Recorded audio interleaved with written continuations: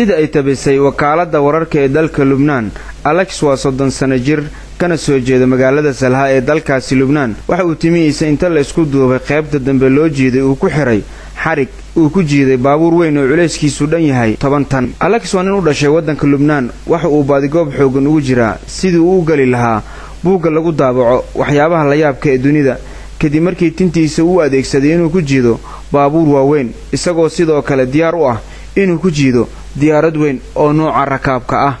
waxa uu doonayaa inuu rikoor cusub oo la xiriiro timaha sida xariga gawaaridu loogu jiido uu u dhigo dunida iyadoo horay uu u haystay rikoorkan nin u dhashay waddanka Hindiya oo tintiisa ku jiiday baabuur miisaankiisu yahay 6.4 tan halka Alexna uu tinta ku socodsiiyay isagoo jiidayo baabuur 10 tan ah.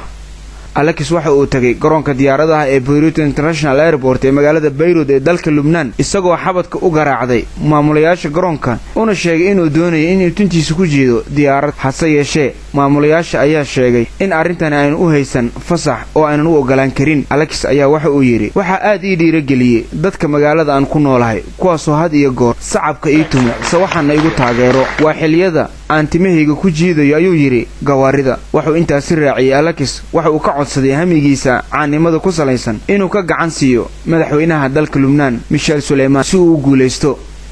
Cabdinaasir Sooman, Universal TV, Johannesburg.